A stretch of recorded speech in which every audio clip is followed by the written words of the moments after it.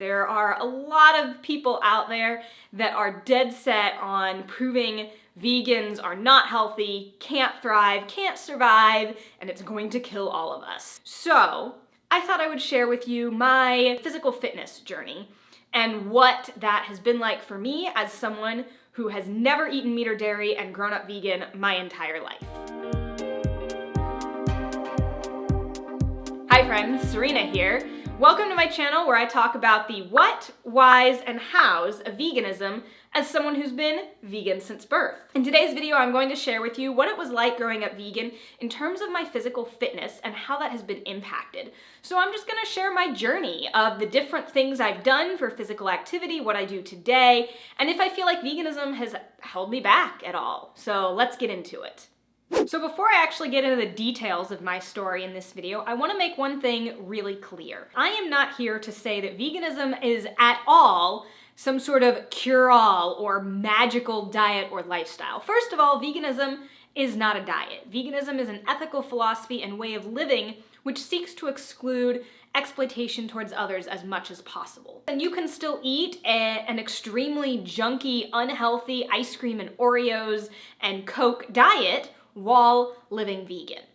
And second of all, a whole foods plant-based diet, although research shows it can do immense things for your health and help prevent and even reverse many of the chronic diseases plaguing Americans today, it is not a cure-all. It cannot cure or fix 100% of anybody's issues, and vegans are not immortal and still die and still get sick and sometimes still get cancer and even heart disease and all of these things. So I just want to make that really clear. I am only here to share my journey and really give you an example of how veganism, and in particular not having ever eaten animal protein and meat and dairy in my entire life, has not held me back. So my very first foray into athletics and sports was when I was about 3 or 4 years old, and I took a combination of both, some dance and ballet classes and gymnastics and tumbling, and I just loved tumbling. I loved I was always at home jumping on couches and beds and flipping and running around and doing somersaults, and I was an extremely limber and flexible little kid too. So gymnastics was perfect, and I loved it. And so I started that when I was around 3 or 4 and continued going from, the little itty-bitty kid tumbling classes to the competitive team gymnastics. I competed, I joined the mini team, and then I competed at level 4, level 5, and level 6. I really, really enjoyed this. And balance beam was actually one of my favorite events, and I was learning to do, back walkovers and back handsprings on the balance beam. I competed regularly, monthly probably, at competitions to be part of the team, and then also at the state competition. And I guess the highlight of my gymnastics career would be when I was on level 5 and won 2nd place on balance beam at the state competition. So loved balance beam. Bars was probably my weakest event, and I hated conditioning. I hated the hard work, and I honestly did not understand what the point of push-ups and rope climbs and having to run had to do with gymnastics. I didn't appreciate how much that gave us the strength needed to tumble. I just wanted to tumble, wanted to flip, wanted to do all that stuff and have fun. But one of the things that really stands out to me is that a lot of my other teammates got injured pretty seriously. Not all of them, but a lot. I was one of the few that managed not to break a bone, not to be out. I had a friend who actually fractured her back and couldn't, do anything at all and was in a brace for 6 months. There were regularly gymnasts, had the big boot, casts on their feet from doing something, and I had none of that. I don't know, honestly, if that was due to eating the way I was eating and a healthy whole foods plant-based diet, if that made my bones stronger or not. But I know that it certainly wasn't holding me back, and all of the fears and doctors fear-mongering my parents about me having weak bones because I wasn't drinking cow's milk didn't really show up to be true. When I was about 12, I ended up quitting the gymnastics team. It was a very tough decision at the time. So I quit and basically stopped doing anything remotely athletic at all. No sports, no swimming, no ball games, no running, just nothing. by the time I got to high school, when people would ask me if I was athletic at all or played on any sports teams, my answer would basically be, oh, I'm on the debate team and I compete in science fairs. Those are my sports. So in case you couldn't tell, I am a huge nerd. And that was kind of my answer. I didn't view myself as someone who was athletic. I didn't feel athletic at all. And I can't say I was, in particularly good shape one way or the other. I did almost nothing for physical activity all through high school. And that was true moving on into my first couple years of college. And periodically through both later high school and early college, I kind of started running on my own, very, very sporadically, trying to run 1-2 miles, usually not more than that, maybe 3 miles max. But I didn't usually keep it up, and I didn't sort of have the motivation at the time to do it consistently. So that brings me to about my third year in college, and I had a number of friends that were on the cross-country team, and they all talked about how great the cross-country team was, how it was really just for fun and fitness, and it was a great community. And since I was already friends with several of the girls on the team, and they kind of encouraged me to try it out, I thought, why not? Maybe this will make me be accountable and actually start doing something for physical activity regularly. So I went from doing almost nothing for physical activity, besides occasionally running on my own, to full out joining the cross-country team. And I was definitely the slowest person on the team, and it was kind of hard for me at first, not gonna lie. And we were running in August heat and, supposed to sometimes be getting upwards of 7-8 miles for a long run, and I was nowhere near that at the start.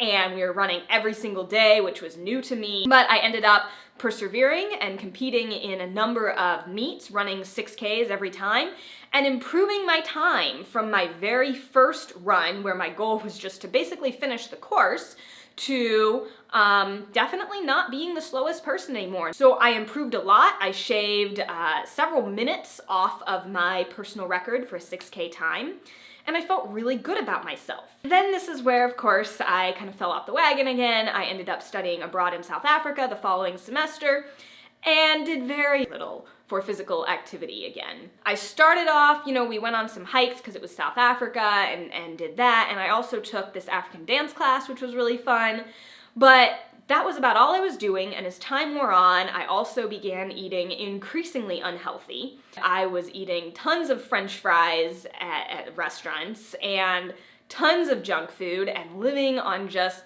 peanut butter and apples, going through jars of peanut butter very, very rapidly. Probably just the least fit and most unhealthy I've ever felt in my life. At the end of the 6-month period, I had a harder time hiking some of the local mountains than I had at the beginning of that semester, and I could visibly just feel and really notice the difference that putting on some weight and eating a bunch of junk food had on me. So I came back from that semester abroad, and I, of course, hadn't kept up running that whole time, which we were supposed to, especially to be on the cross-country team and not be starting at point zero again, but I literally hadn't run for 6 months, and, fall semester rolls around and I'm back on the cross-country team and almost back at point zero where I was the beginning that previous year, because I was really out of shape again and hadn't maintained it, unlike all of my other team members, most of whom, by the way, had been running since high school, had been running all through college. I was about the least athletic person to join that team, and the only person who had joined without doing any previous physical activity for, 6 years or more. But I got into the groove a little bit quicker this time, and I vowed that this time I would keep running and I wouldn't stop. And so I, finished that whole season, improving some more again, feeling really good about myself, shaving more time off of my personal record. And then winter semester rolled around, it was cold, the season was over, and of course I stopped running again. You're getting the picture here. I have been a little bit inconsistent, and the hardest part about working out and maintaining fitness for me is that motivation and that consistency. It's just, I struggle with that. And that's something that I'm really working on. And then I moved to New York to work with a nonprofit for a year.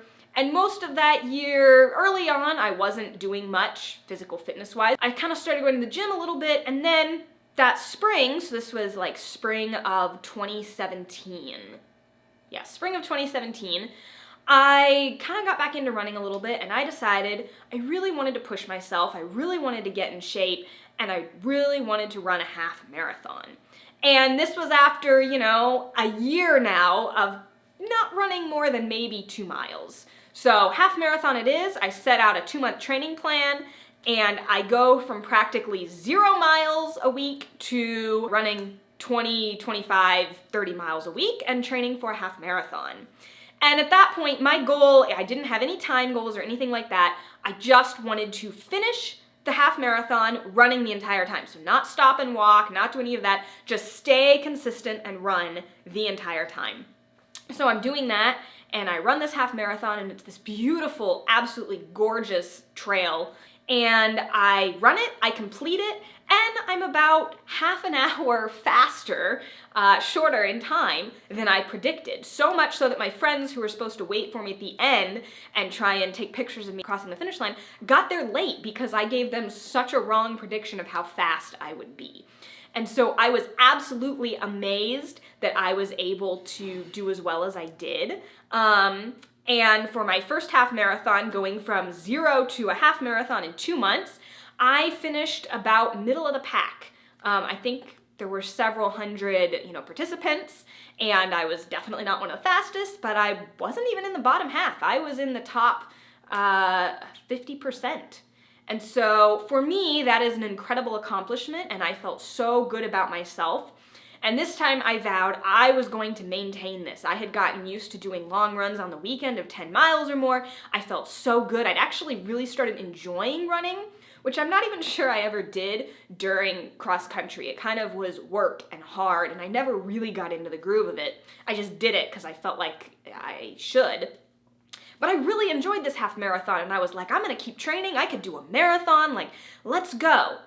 And then, my life kind of turned upside down. I moved out of Ithaca, which I hadn't been expecting, and of course, I quit running again. So since 2017, I have sporadically kind of gotten into the groove and started going to the gym, sporadically started running, and just not really done anything consistently. This past year, though, while I was teaching, I got a gym membership, and I started going fairly regularly, on and off, and I have been doing that now pretty consistently. So feeling really good, going to keep this up, and that's kind of where I'm at. So I just want to share this with you so that you get an idea of how I can do whatever I want to do, and again, not claiming to be a superwoman or superhuman here, that being raised vegan and not eating any meat or dairy my entire life has not held me back from any of my goals or physical fitness and activities that I've wanted to do.